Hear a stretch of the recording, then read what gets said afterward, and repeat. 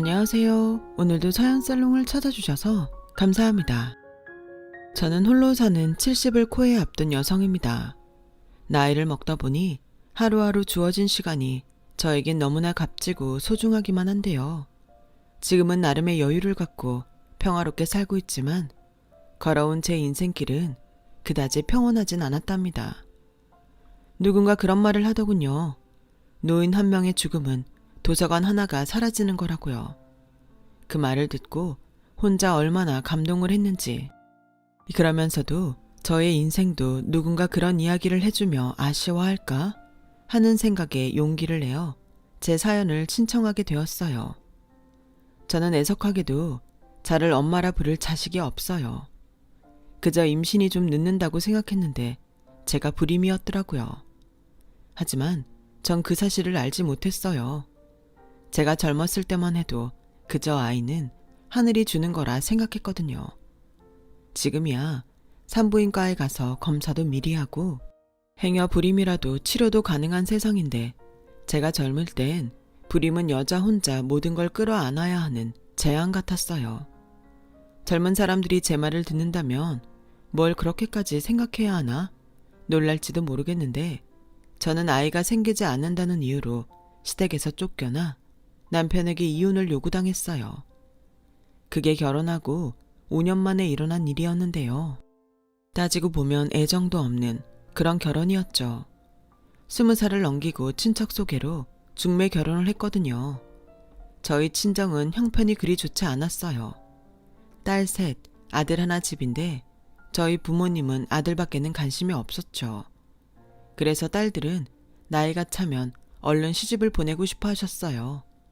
저는 딸 중에 셋째였는데 지금 생각하면 바보 같지만 언니들이 그렇게 시집을 가서 저도 당연히 그렇게 하는 게 맞다고 생각했어요. 언니들이 중매 결혼이긴 했지만 시집을 가고 다들 아이 낳고 행복하게 살았거든요. 그래서 저도 당연히 언니들처럼 그런 삶을 살 거라고 믿었는데 아이가 생기지 않으니 저를 예뻐하시던 시부모님도 점차 저를 홀대하기 시작하셨고 급기야 남편은 저와는 더 이상 노력을 해도 자식을 가질 수 없다는 명분으로 대놓고 바람을 피기 시작했는데 어느 날 갑자기 20살은 넘었을까 싶을 정도로 어린 여자를 데리고 오더니 제가 쓰는 안방에 짐을 풀게 했어요. 그리고는 저에게 이런 말을 했죠. 이제부터 이 방은 나랑 이 여자가 쓸 거야. 그러니 당신은 지금 당장 우리 방에서 당신 물건 빼. 네? 물건을 빼라고요? 당신 도대체 무슨 짓을 하는 거예요?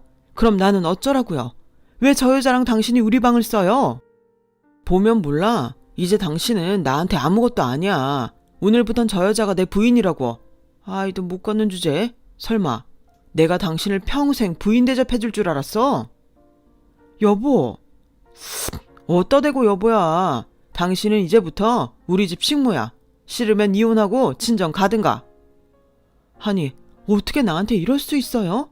그래도 내가 조강지처인데.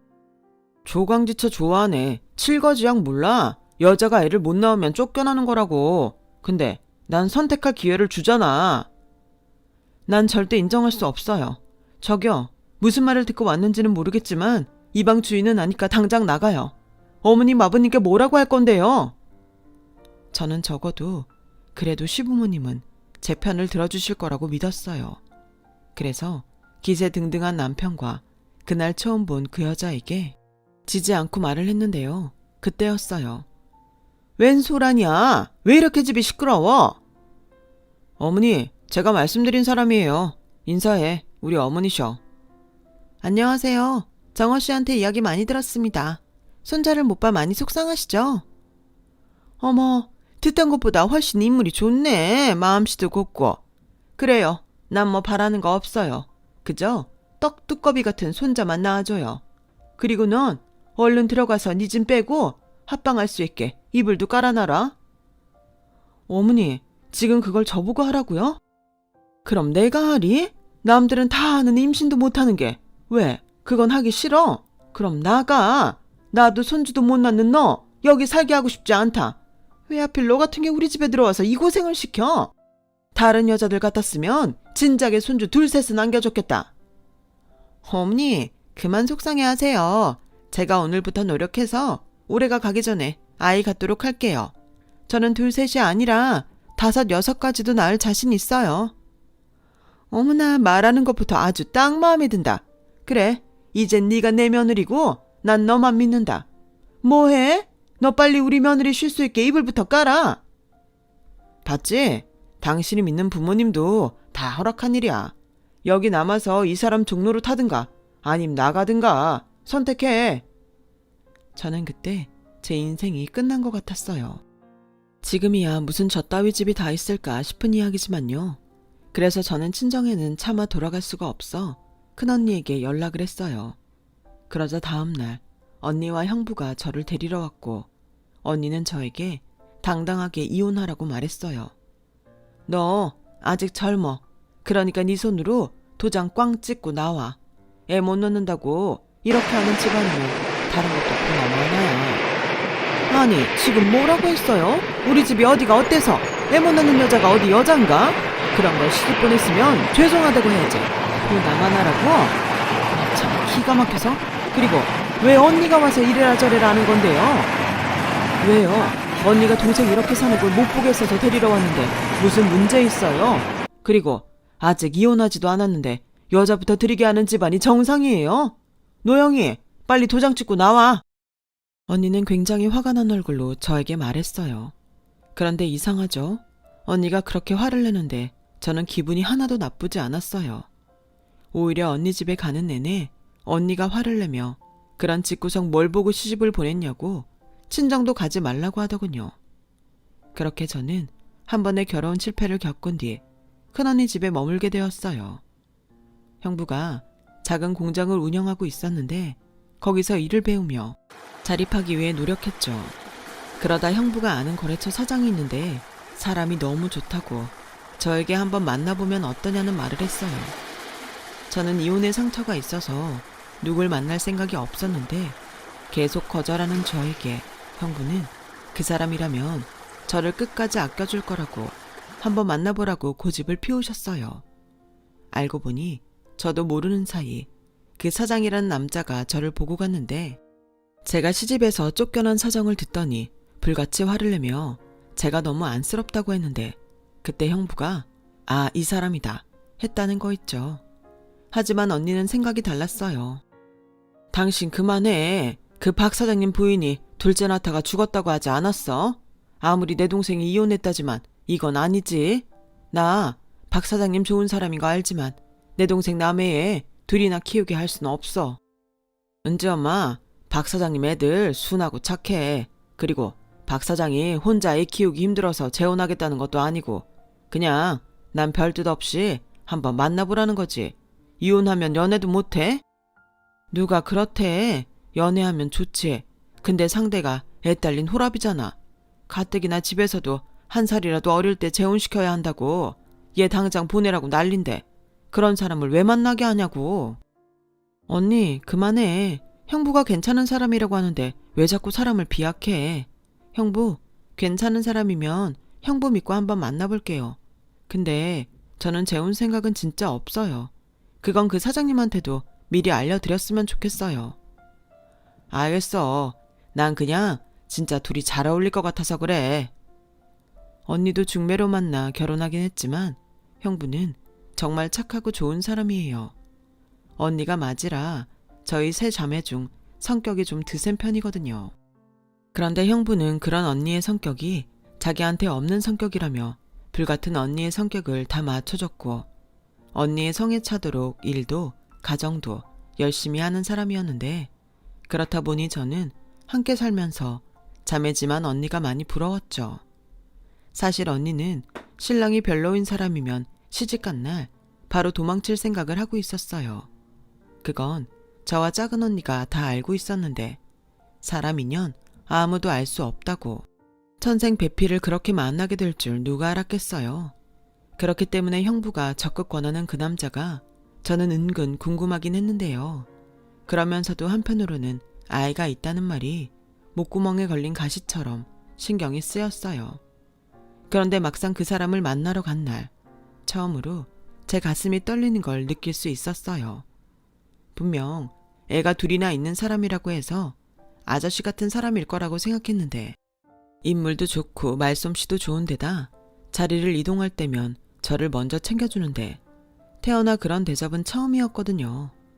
누군가에게 대접을 받으니 저도 좀 괜찮은 사람 같은 기분도 들었고 서로 아픔이 있어 그런지 누가 먼저랄 것도 없이 배려를 하게 됐는데 그래서인지 서로 존중받는 느낌을 받았던 것 같아요.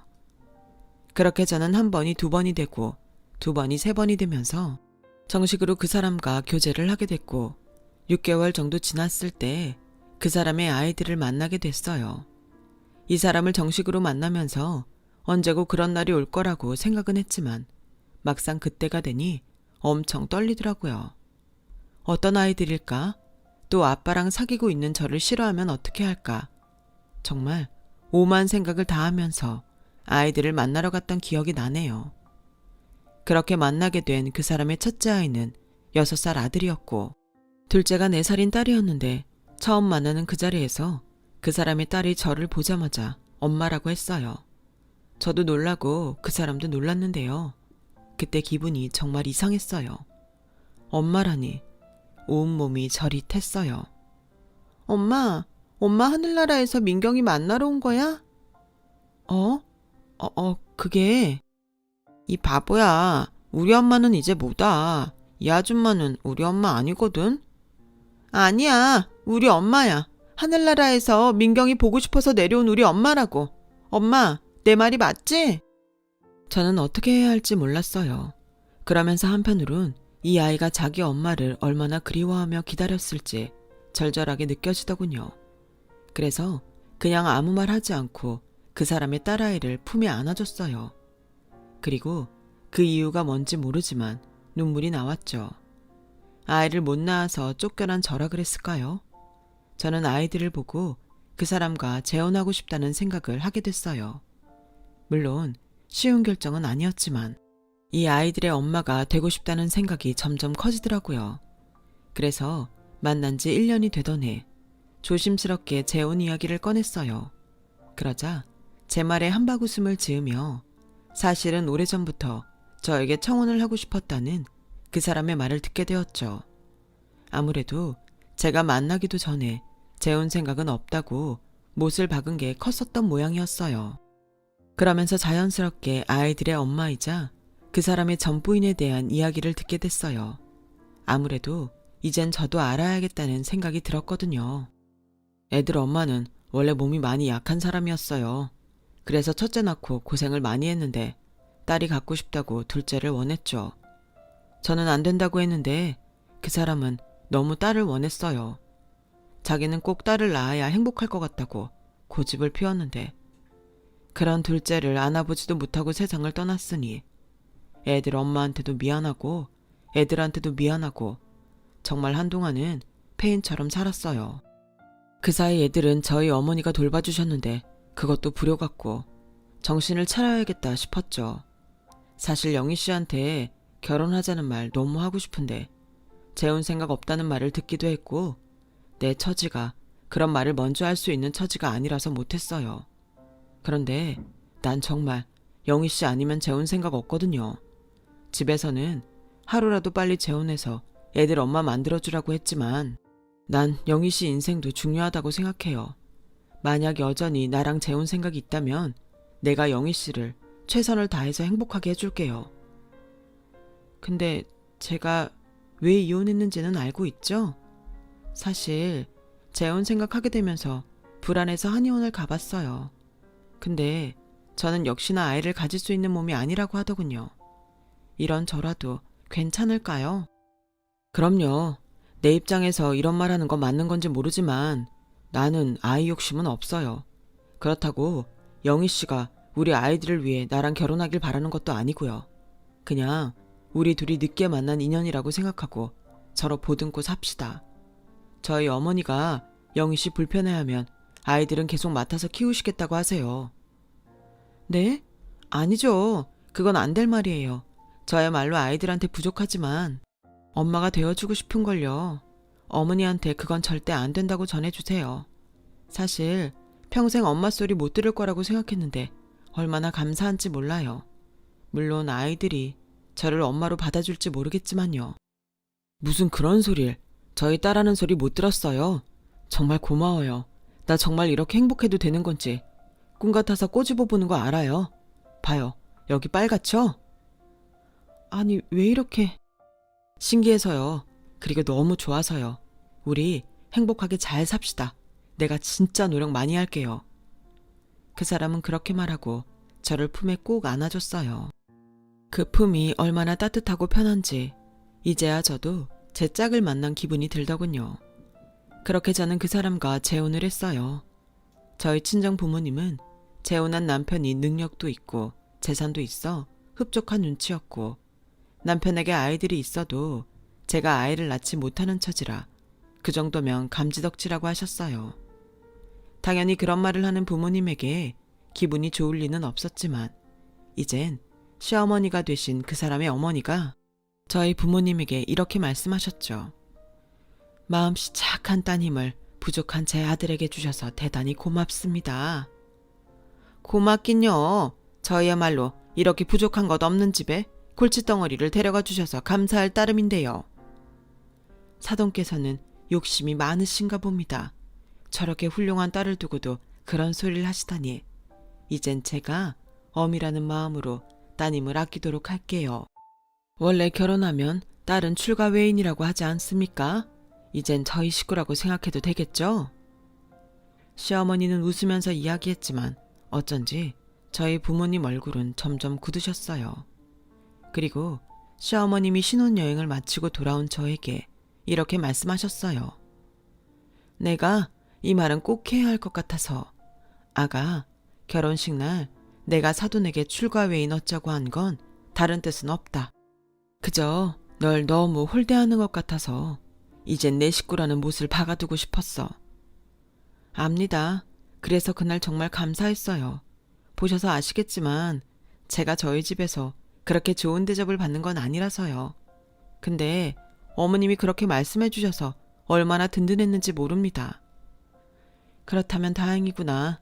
난 우리 손주들도 있고 네가 너무 힘든 결정을 해준 것 같아. 미안하고 그저 고마워. 나도 딸이 없는데 내가 정말 너를 내 딸처럼 아끼고 위해주마. 내 아들이 속썩이면 주저하지 말고 나한테 일러. 난 네 편이니까.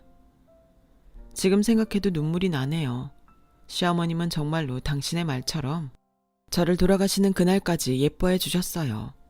먼저 시어머니와 비교도 되지 않을 만큼 저를 아끼고 사랑해 주셨는데 낳아준 부모에게도 받지 못한 대접을 시어머니에게 모두 다 받았다고 해도 과언이 아닐 정도였죠. 그리고 남편 역시 결혼 후 일도 가정도 최선을 다했어요.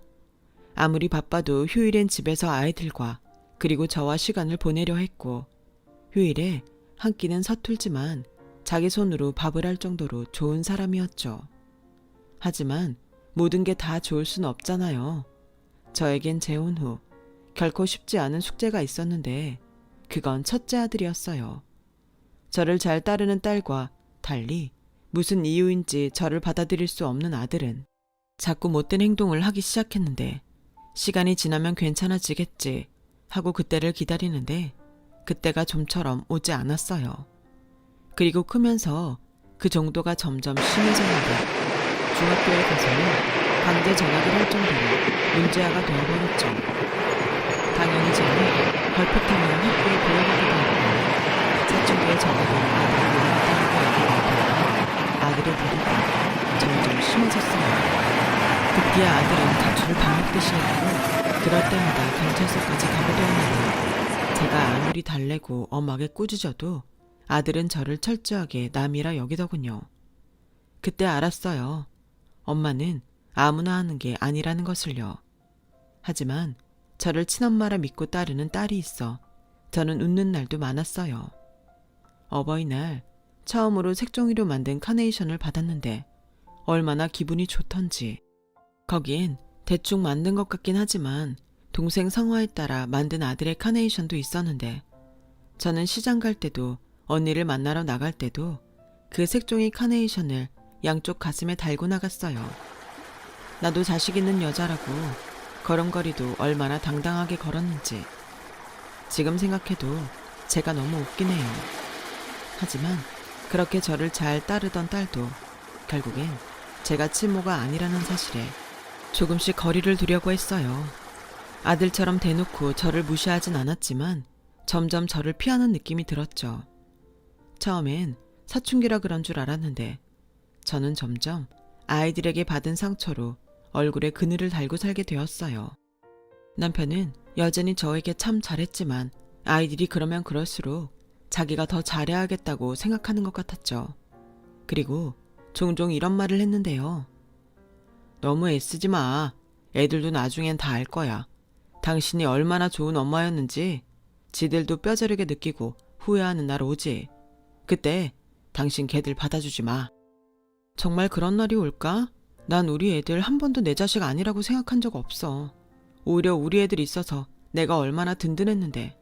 나도 아들 딸 있는 엄마라고 어깨도 펴고. 알아. 내가 제일 잘 알지. 그래서 얼마나 고마운데. 그래서 난 걔들이 미워 죽겠어. 그러지 말고 우리 애들 용돈 확 끊어버릴까? 당신은? 그럼 우리 애들 어쩌라고. 요즘 애들이 밖에서 돈 쓸 일이 얼마나 많은지 알아? 당신 그러기만 해? 알겠어. 가만 보면 나보다 어째 애들만 챙기는 것 같아서 나 서운해. 또 그런다. 당신이야말로 왜 점점 어려지는 거야? 왜긴 당신한테 관심 받고 싶으니까 그렇지. 우리 다음 달 연휴에 여행 갈까? 당신 바다 좋아하잖아. 가서 회도 먹고 우리 좀 쉬고 옵시다. 그렇게 남편 때문에 행복하고 아이들 때문에 고된 시간을 참 열심히도 살았어요. 그러는 사이 언제나 든든했던 시어머니가 지병으로 돌아가셨고 한동안 힘들어하던 남편이 자리를 털고 일어나 일에 매달리며 회사를 키워갔는데 그러는 사이 아이들은 학교를 마치고 성인이 되더니 모두 결혼을 하게 되었어요. 어느덧 저도 남편도 흰머리가 더 어울리는 환갑을 맞게 되었죠. 남편은 회사도 어느 정도 자리를 잡았으니 이젠 저를 위한 시간을 갖고 싶다며 조용한 곳에 예쁜 전원주택을 짓고 살자고 하더군요. 하루하루 집이 지어지는 걸 보며 얼마나 행복했는지 몰라요. 아이들도 언제 제 속을 썩였냐는 듯 결혼해서 잘 살고 있었고요. 이제야 남편과 평화로운 노년을 보낼 생각을 하니 세상에서 제가 가장 행복한 여자인 것 같더라고요. 하지만 너무 행복하면 하늘에서 그 꼴을 보지 못하는지 어느 날부터 남편의 컨디션이 급속도로 나빠지기 시작했어요. 남편은 내내 일만 하다 쉬려니 몸에서 이곳저곳 신호를 보내는 것 같다며 걱정할 것 없다고 했는데 결국 쓰러져 병원에 실려가게 되었어요. 그리고 병원에서 원인을 알기 위해 여러 가지 검사를 진행했는데 저는 끔찍한 이야기를 듣고 말았죠. 글쎄 남편이 위암이라고 하더군요. 평소 밥대를 놓칠 때도 많고 위염이나 위궤양을 달고 사는 사람이라 신경을 쓴다고 썼는데 벌써 사기에 전이까지 되었다고 하는데 꼭 망치로 머리를 제대로 맞은 것 같았어요. 남편 역시 자신이 암에 걸렸다는 사실에 많이 놀란 눈치였어요. 그러면서도 놀란 제가 조금이라도 안심할 수 있도록 남편은 수술하면 다 낫는다면서 자기 친구도 위암 말기였는데 수술해서 완치되었다고 그렇게 너스레를 떠는데 저는 나오는 눈물을 주체하지 못했어요. 이렇게 좋은 사람이 왜 그런 병에 걸렸을까? 하늘이 원망스러웠고 차라리 제가 암이면 좋겠다는 생각을 했네요. 그러면서 남편은 괜찮다고 호들갑을 떠는데 저는 거의 매일 울면서 남편을 간호했어요. 언니와 형부는 이럴 때일수록 제가 힘을 내야 한다더군요. 남편 앞에서 울지 말라고 신신당부를 했는데 남편만 보면 눈물이 나오는 걸 어떻게 할 방도가 없더라고요. 그럴 때마다 남편은 수도꼭지 또 고장났다면서 저를 놀렸어요. 분명 자기가 더 아프고 힘들었을 텐데 지금 생각하면 남편에게 너무 미안합니다.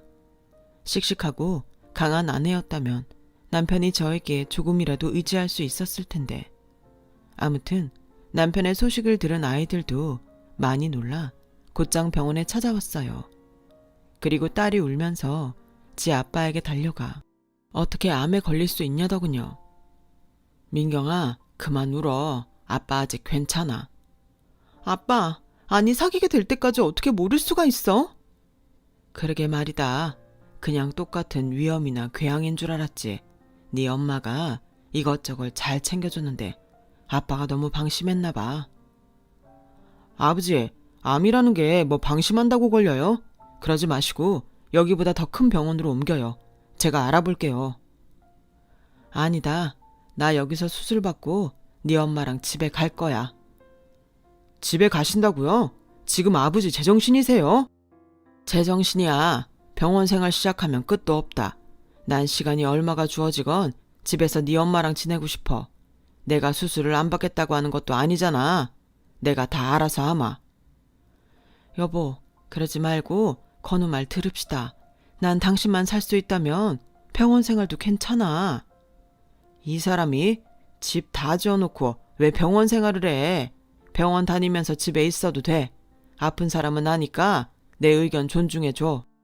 하여간 내 말은 다 들어주는 것 같이 하면서 꼭 이럴 땐 고집을 부려. 그럴 거면 아프지나 말든가. 아유, 또 수도꼭지 고장났네. 그만 울어. 나 당신보다 오래 살 거야. 원래 아픈 사람이 골골거리면서 더 오래 사는 거 몰라? 남편은 그 순간에도 허허 실실하며 저와 아이들을 달랬어요. 그리고 며칠 뒤 남편은 수술에 들어갔고 당장 급한 암은 제거했는데요. 워낙 전이가 많이 되어 있는 상태라 예우를 지켜봐야 한다고 담당 의사가 말했어요. 그러자 남편은 퇴원을 원했고 통원 치료를 하는 조건으로 집으로 가게 되었죠. 남편이 퇴원하는 날 아들이 찾아왔어요. 아무래도 남편의 퇴원을 도우러 온 것 같더군요. 어릴 때는 그렇게 부모 속을 썩이더니 그래도 자식된 도리를 하는 아들을 보며 저는 고마운 마음이 들었어요. 그런데 아들이 찾아온 이유는 다른 데 있었죠. 하지만 저희 부부는 그런 아들의 속을 알지 못했어요. 건우야, 오늘 와줘서 너무 고맙다. 집에까지 어떻게 갈까? 엄마 혼자 고민이 많았거든. 아들인데 다른 사람도 아니고 아버지 태어나는 건데 제가 해야죠. 아버지도 엄청 고마워하셔. 고맙다 아들. 그만하세요. 누가 들으면 진짜 아들인 줄 알겠어요. 그리고 저 아버지랑 할 말이 있는데 자리 좀 피해주세요. 그래. 알겠다. 들어가서 편하게 해라. 어릴 때도 그러더니 이미 시간이 많이 지났음에도 아들은 여전히 저에게 어려운 존재였어요. 그리고 1시간이 넘도록 남편과 아들의 대화가 이어졌고 저는 궁금하기도 했지만 아들이 원치 않을 테니 밀린 집안일을 하며 일부러 신경을 쓰지 않으려 했는데요. 아들이 할 말을 다 했는지 방에서 나왔고 저에게 인사를 하는 둥 마는 둥 하고 돌아가는데 곧이어 남편이 저를 불렀어요. 그리고는 건우가 자기한테 회사를 물려달라고 하네. 뭐 지금도 나 대신 회사 일을 저 녀석이 도맡아 하고 있긴 하지만 이참에 아예 재산도 미리 정리해줬으면 좋겠다는데 괘씸하기도 하고 미리 하면 좋을 것 같기도 하고. 당신은 어떻게 생각해? 건우가 그래? 당신 속상했겠네. 근데 건우 입장에서 불안할 수도 있을 것 같아.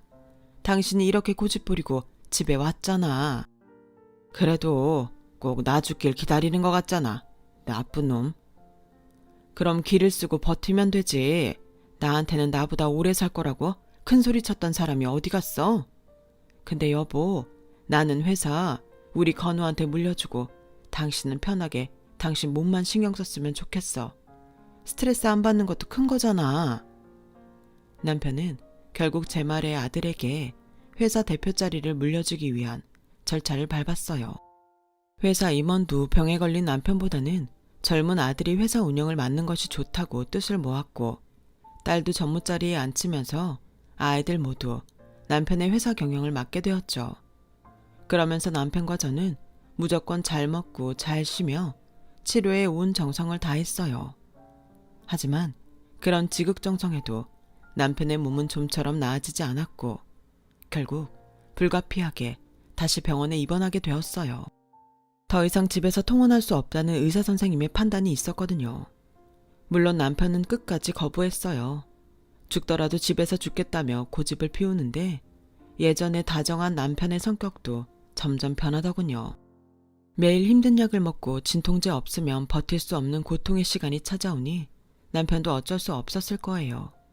그리고 그런 날은 저에게 미안하다며 눈물을 보이기도 했는데 그렇게 하얀 눈이 내리는 겨울, 남편은 제 손을 꼭 잡고 깊은 잠에 들었어요. 더 이상 남편이 일어나지 않는다는 걸 알면서도 저는 눈물이 나진 않았어요. 아이들은 대성통곡을 하고 우는데 저는 그저 이젠 남편이 아프지 않아도 된다는 사실이 더 다행이라는 생각이 들었죠. 하지만 남편의 발인이 있고 혼자 집에 있는데 이젠 말랐다고 생각한 눈물이 한없이 터지고 말았어요. 이젠 끝이라고 생각한 제 인생을 누구보다 행복하게 해준 남편의 빈자리가 너무 컸으니까요. 그렇게 저는 남편을 보내고 거의 알아 누워 지냈어요. 애들이라도 보면 마음이 좀 나아질 것 같은데 괜히 미안해서 연락을 하지 못하겠더군요. 그러던 어느 날 초인종이 울렸고 낯선 사람이 저를 찾아왔어요. 그리고는 황당한 말을 하더군요. 사모님, 요 앞 부동산에서 나왔는데요. 집 내놓으셨죠? 집 좀 볼 수 있을까요? 네, 집을 내놓다뇨. 저 그런 적 없습니다. 잘못하신 것 같아요. 아닌데, 여기 아드님이 내놓고 가셨어요. 박건우 씨가 아드님 아니신가요? 맞긴 한데요. 그럴 리가 없어요. 참 난감하네요. 이 집이랑 땅이랑 다 내놓고 가셨는데. 저기 죄송한데 제가 아는 게 없어서 오늘은 그냥 돌아가 주세요.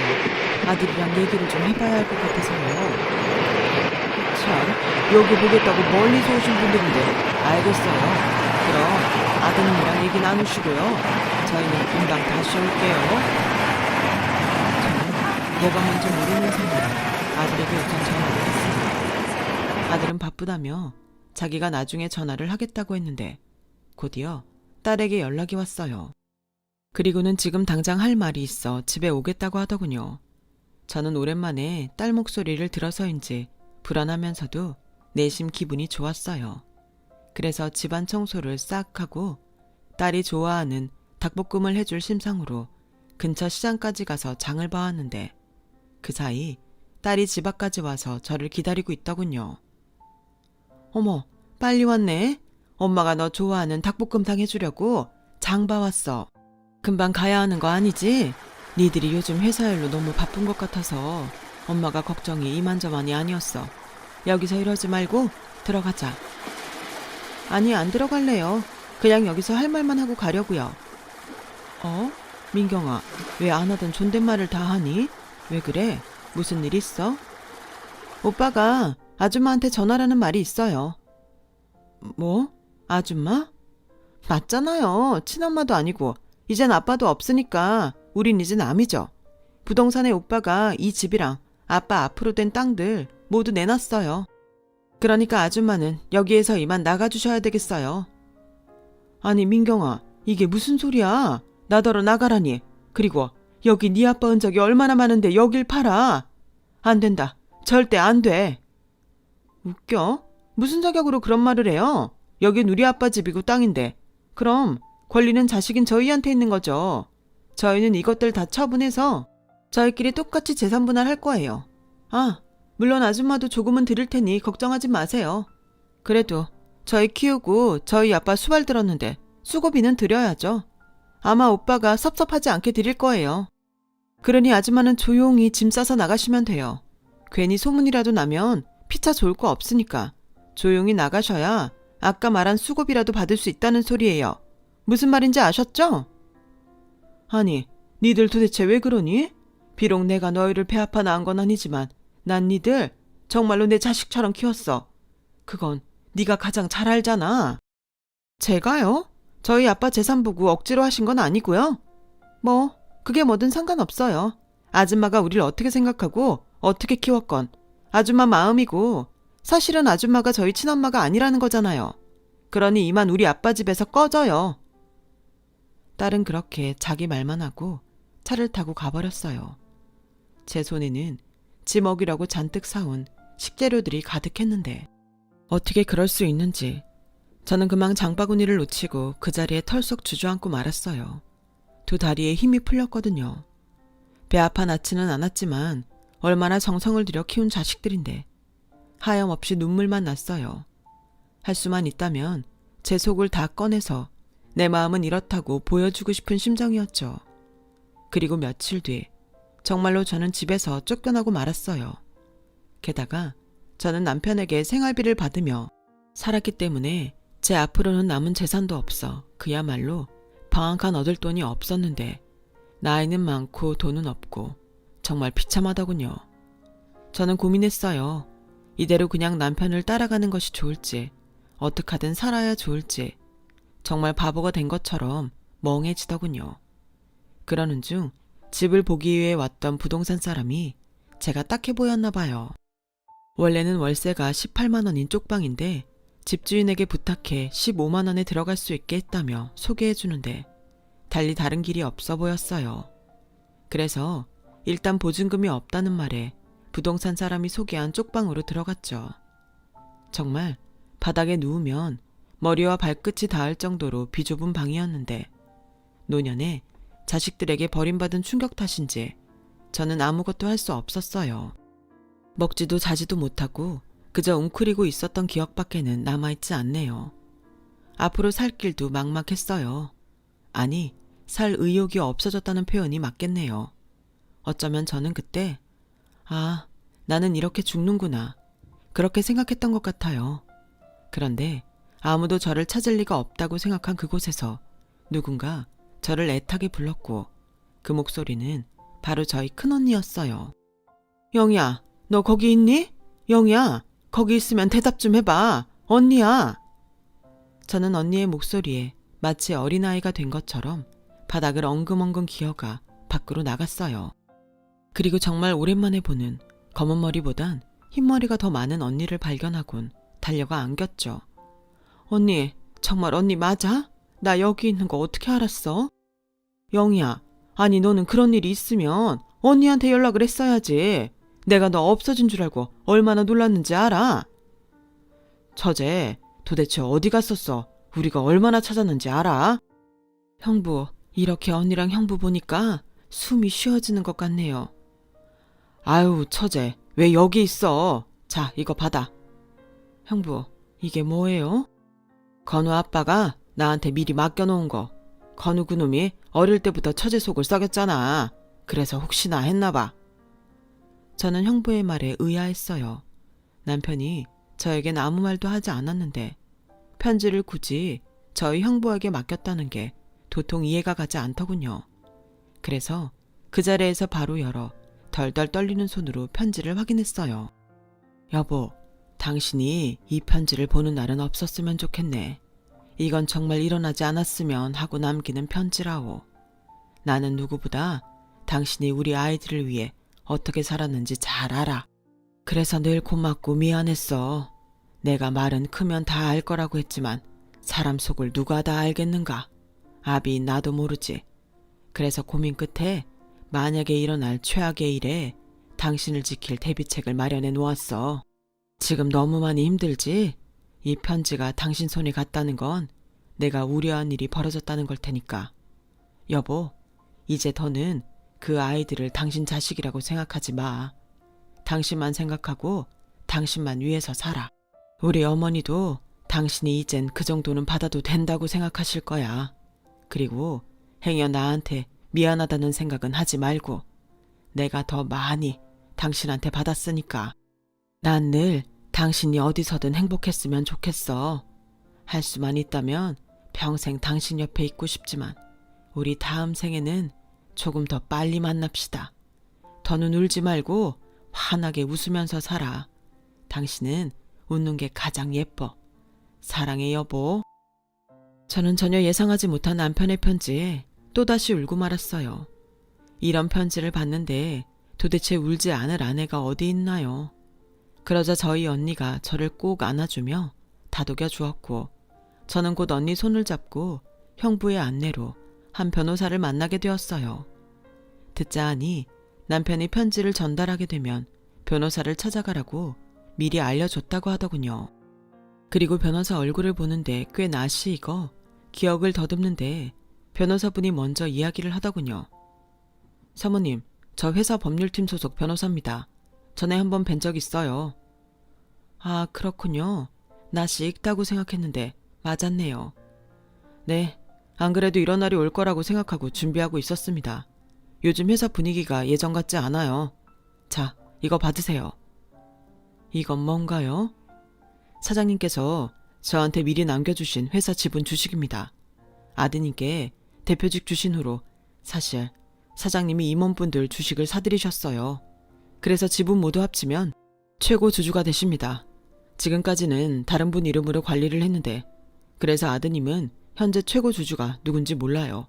필요한 자리에선 늘 대리인을 선임했기 때문에 지금 엄청 궁금해하고 있을 겁니다. 다음 주에 임원 총회가 있어요. 제가 그때까지 사모님이 대내외적으로 나서실 수 있도록 모든 절차 맞춰놓겠습니다. 은혜도 모르는 자식놈들 혼내주러 가셔야죠. 제가 돕겠습니다. 저는 꿈을 꾸고 있는 것 같았어요. 그리고 남편은 도대체 어디까지 내다본 사람인지. 이젠 내 옆에 없다고 생각했는데 남편은 이렇게 늘 저와 함께하려 했나 봅니다. 저는 새삼 제 남편이 너무 고마웠어요. 그리고 다음 주 임원 총회 날이 되었고 저는 변호사를 대동한 채 회사로 향했어요. 저를 본 딸은 놀라서 그 자리에서 경악을 했고 아들은 왜 부인이 여길 왜 오냐며 저를 당장 끄집어내라고 소리쳤는데 변호사가 저를 최고 주주로 소개하며 대표 해임 및 교체권을 행사했어요. 지금 뭐라는 겁니까? 권 변호사님, 왜 그러세요? 그 여자는 이제 더는 우리 집안이랑 상관없는 사람입니다. 갑자기 최고 주주라니 이게 말이 됩니까? 아버지 주식은 제가 다 갖고 있어요. 확인이 필요하시면 이 서류를 보시면 됩니다. 그리고 거듭 말씀드리지만 최고 주주는 노희영 사모님이십니다. 따라서 박건우 대표와 박민경 전무 해임권을 지금부터 투표로 정할까 합니다. 이미 임원분들도 사전에 고지 받으셨죠? 말도 안 돼. 오빠가 최고 주주 아니었어? 아니야. 이건 뭔가 단단히 잘못됐어. 권 변호사, 너 지금 뭐 하는 거야? 지금 누굴 엿먹이려고 작당인데? 나 참 기가 막혀서. 우리 아버지가 자식인 나한테 이럴 리가 없잖아. 이게 말이 돼? 저 여자가 문제야. 저 여자가 또 뭔가 꾸민 거라고. 꾸미긴 뭘 꾸며? 내가 한 거라곤 니들 내 자식처럼 키운 것밖에 없어. 네가 그렇게 불효막심한 짓을 하니까 네 아버지가 여기까지 대비를 해놓으신 거지. 고맙다. 아주 고마워. 내 식기라고 키운 보람은 없지만 니들이 이렇게 나를 여기까지 오게 하는구나. 당장 나가거라. 니들은 자격 없어. 능력도 없으면서 욕심만 잔뜩 있는 니들이 네 아버지 회사를 어떻게 운영했겠니? 안 봐도 뻔하지. 니들 배만 불릴 생각이었잖아. 그래서 당신이 이제 해보겠다. 당신이 뭘 알아? 누가 내가 한대? 너보다 훨씬 훌륭한 전문 경영인 고용해서 앉힐 거야. 이 회사가 어떤 회사인데? 아마 니들 아버지도 그걸 바라실 거다. 그때였어요. 제가 잔뜩 독이 올라 말을 하니 딸이 먼저 뛰어나와 무릎을 꿇더니 바닥을 기며 저에게 빌면서 말했어요. 엄마, 잘못했어. 난 오빠가 시키는 대로 한 것뿐이야. 엄마도 알잖아. 내가 엄마를 얼마나 좋아했는데. 근데 오빠가 자꾸 엄마는 가짜 엄마라고. 우리 재산 다 뺏으려고 아빠랑 결혼한 거라고 자꾸 세뇌를 시키니까 나도 모르게 엄마한테 못되게 굴었어. 엄마, 나는 빼주면 안 돼? 나 생각보다 일 잘해. 박민경, 너 지금 뭐하냐? 너 지금 저 여자한테 구걸하는 거야? 오빠 너도 살고 싶으면 빌어. 까놓고 이거 다 오빠가 계획한 거잖아. 집 한 돈도 결국엔 나한테 주지도 않았으면서. 이씨, 너 진짜 이럴 거야? 이럴 때일수록 너랑 나랑 힘을 합쳐야지. 힘 같은 소리 하네. 내가 바본 줄 알아? 오빠, 아빠 눈 밖에 나서 엄마 미워하고 나도 엄마 미워하게 한 거잖아. 아빠 죽기만 바라던 사람이 누군데? 죽으려면 혼자 죽어. 참 부끄럽더군요. 그래도 한때 자식이라고 키운 아이들인데 아이들이 돈 앞에서 저를 눈에 쌍심지를 켜고 싸우는 모습을 보니 이 모습을 남편이 보지 않아서 다행이라는 생각이 들었어요. 그리고 더는 사람들 눈에 그 아이들의 주택을 보이는 게 싫어 사람을 시켜 그 뒤를 내쫓았고 딸은 알고 아들은 발악을 하며 그렇게 회의실 밖으로 쫓겨났어요. 아이들이 자신의 그릇을 몸소 증명했으니 회의 결과는 보나 마나였고요. 그렇게 저는 최고주주라는 자리를 지키며 회사에 까다로운 심사를 통한 전문 경영자를 고용했어요. 그리고 남편은 더는 아이들을 생각하지 말라고 했지만 그래도 키운 정이 뭔지, 아니 제 자식은 아니더라도 남편의 자식은 맞기에 아이들이 원하면 제일 밑바닥부터 다시 시작할 수 있도록 조치를 해놨어요. 그러자 딸은 좀 해보겠다고 며칠 나온 것 같은데 일이 힘들고 돈이 되지 않는다며 일주일도 되지 않아 회사를 자기 발로 나갔고, 아들은 제일 높은 곳에서 제일 낮은 곳으로 떨어진 위치가 용납이 되지 않는지 회사에는 발도 붙이지 않고 있어요. 그러거나 말거나 저는 기회를 줬고 그 기회를 잡을지 말지는 그 아이들의 몫이므로 저는 더는 신경 쓰지 않기로 했어요. 저도 이젠 늙었는지 상처받는 게 두려워 마음을 닫게 되더군요. 그 뒤 저는 웃돈을 주고 남편과 살던 집을 다시 샀어요. 남편과 많은 꿈을 꾸며 지은 집이기에 꼭 되찾고 싶었거든요. 집으로 다시 돌아간 날 처음으로 꿈에서 남편을 봤어요. 남편이 건강했던 그 모습 그대로 저를 보고 환하게 웃는데 저도 그날은 울지 않고 환하게 웃어줬어요. 제가 웃는 게 가장 예쁘다고 하던 남편이니까요. 그리고 저는 이제는 모든 것을 내려놓고 그저 하루하루 조용히 살아가고 있습니다. 곧 70을 바라보는 나이지만 건강이 허락하는 그날까지 남편을 생각하며 소중한 우리 집에서 여생을 조용히 보내고 싶은 마음입니다. 가끔 이런 꿈을 꾸기도 해요. 이미 제 손을 떠난 아이들이지만 그 아이들이 언제고 지난 날을 반성하고 너무 늦지 않게 사람다운 구실을 하게 된다면 그때는 그래도 너무 늦지 않아 다행이라고 따뜻한 밥 한 끼 해먹일 수 있었으면 좋겠다고요. 저는 아직도 기억합니다.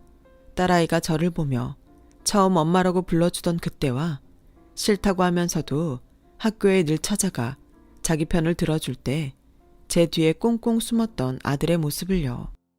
아이들은 알까요? 아직도 제 화장대 서랍엔 오래전 그날의 색종이 카네이션이 고이고이 보관되어 있다는 걸요. 그리고 그 카네이션을 받았을 때 제가 얼마나 행복했는지 아이들이 꼭 알았으면 좋겠습니다. 지금까지 길었던 저의 이야기 들어주셔서 대단히 고맙습니다. 늘 건강하시고 사랑하는 이와 좋은 매일매일을 보낼 수 있길 소원합니다.